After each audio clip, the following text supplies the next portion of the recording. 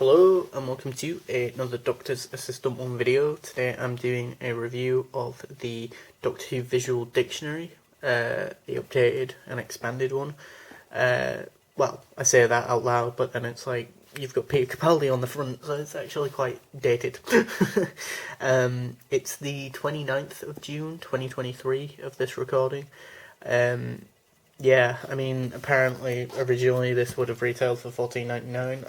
Probably be able to get this for like maybe £5-10 maybe in a charity shop, hopefully, kind of, sort of. Because as I say, this information is quite dated, although the book is nice. I will say that. On the spine you've got like a Cyberman and the TARDIS and stuff. You've got that sort of Series 8 logo, which I think is just really bland and boring. It's basically just the Doctor Who logo, or just Doctor Who, but in that sort of silvery colour. One thing I will say that I do prefer about the Jodie Whittaker era is the logo. I think that was it's a lot more unique. On the front you've obviously, as I just said, got Pete Capaldi, the 12th Doctor. You've got Handles, but for some weird reason has like this glowing eyes, these yellow glowing eyes, like he's regenerating, which is really weird. You've got Clara, you've got Sonic, Silurian Blaster, and a bronze Dalek. I won't go through the whole book, but give you an overview of it. On the back you've got River in a sort of military attire from the Series 5 Weeping Angel two-parter. You've got a Weeping Angel, you've got a Dalek gun for some reason, and you've got the 11th Doctor on Trenzalore, sort of old man Matt Smith, as I like to call him. But yeah, what else have you got? You've got the index bit, I guess, at the back.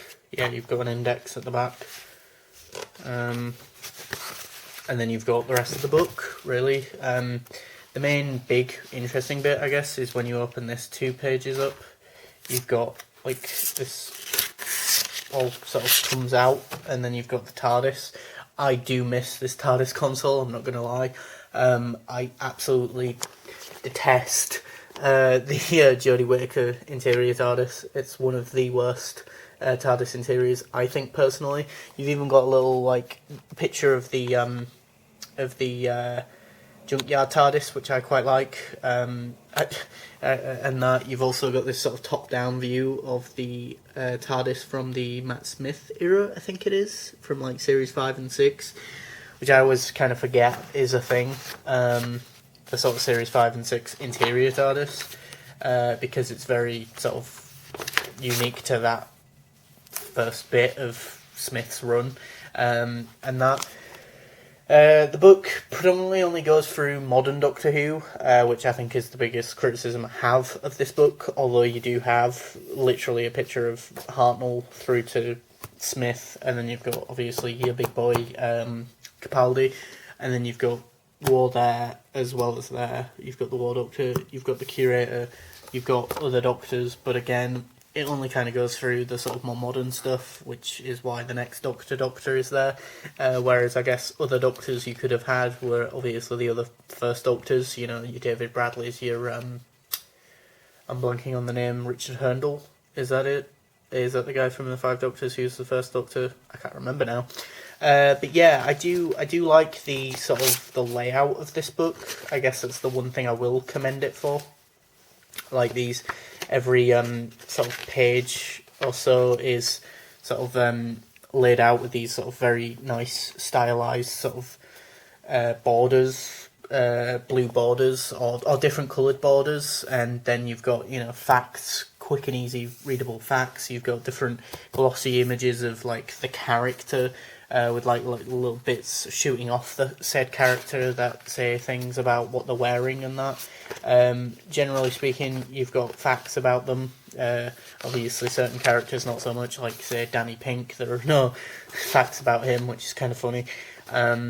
You've got facts about Rory, and then you've got little bits and pieces like his NHS like badge sort of thing, and then you've got like young Amelia, and then some of the drawings and some of the puppets and the apple that you get from 11th Hour and that sort of thing. There's also a nice sort of weird 3D sort of CGI sort of visualization of Ledworth, which is kind of weird to me. But I guess that's Moffat's version of the Powell estate, which I don't think gets compared. Or that comparison I've only just thought of now, which is weird because I guess you don't really. Not a lot of people really take that into consideration. I guess like I've only just made that connection just now.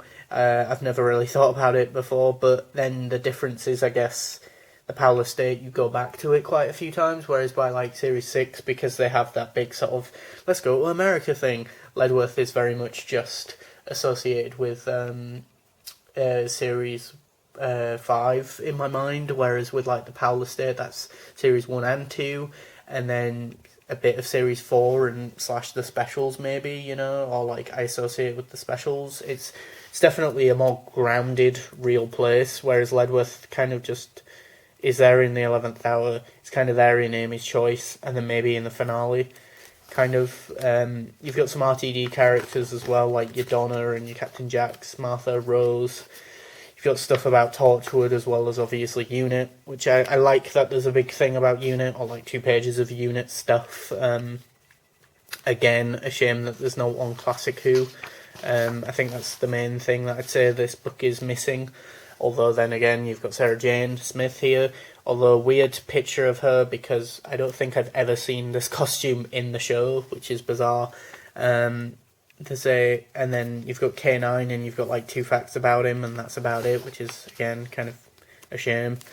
Really, you've got lots of information about the Dalek wars or battles even, and then you've got the Dalek there. I love this double page of like a Dalek ship, a flagship sort of thing from like the modern series. I've always loved that design of Dalek ships. I mean, I'll be honest, I quite like the one from Remembrance of the Daleks as well. You've got like this double page of stuff about Davros, which in the facts bit might hopefully go over some of the stuff about classic Davros, Genesis Arc, Dalek Sec.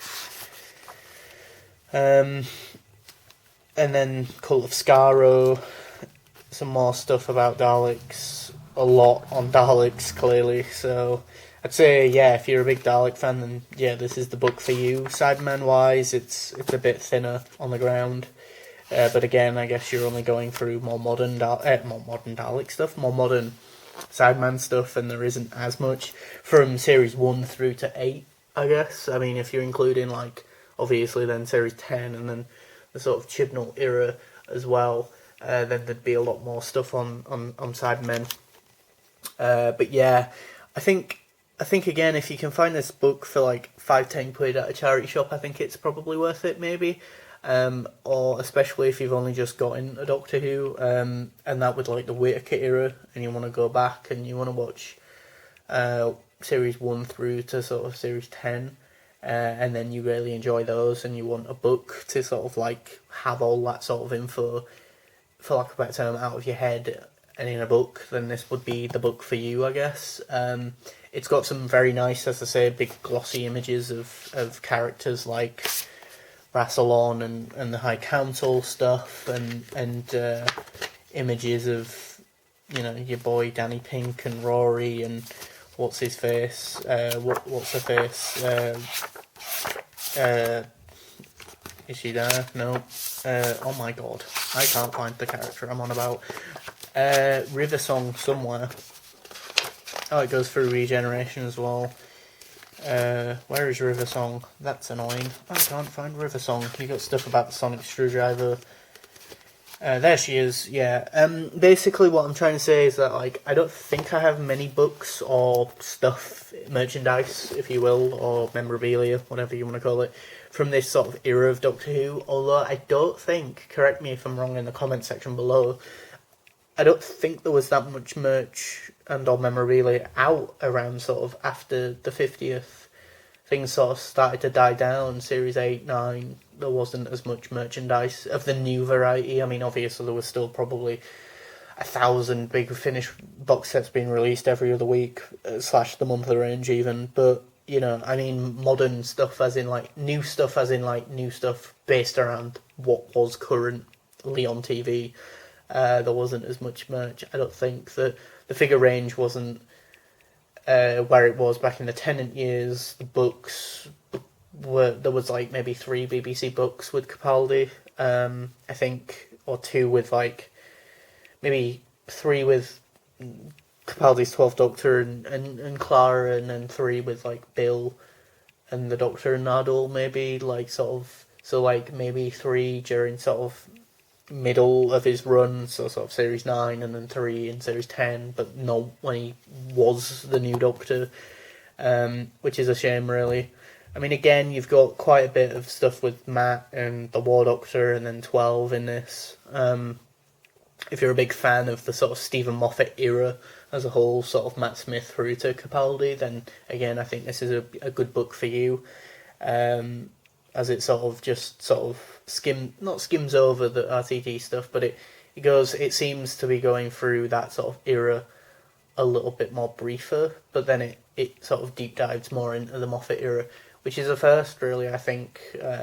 As I say, I think generally speaking, because Doctor Who had just come back with sort of the Ninth Doctor, and then with 10 being so popular, him being, David Tennant being the sort of Tom Baker of my generation, generally speaking, there was a lot more books and merchandise and expanded media stuff, stuff to consume, because there was such a big childlike audience, whereas there was still stuff like that circa sort of 2010, 11, and then obviously there was a lot for the 50th, but then after that, my point being that sort of died down, it seemed. But then you also had an older actor playing the role. So I think, generally speaking, they found it difficult to merchandise and know how to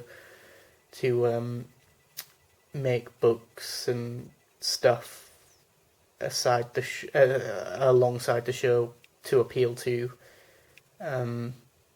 kids, teens, and adults even. But yeah, it's a decent book. It's a nice hardback.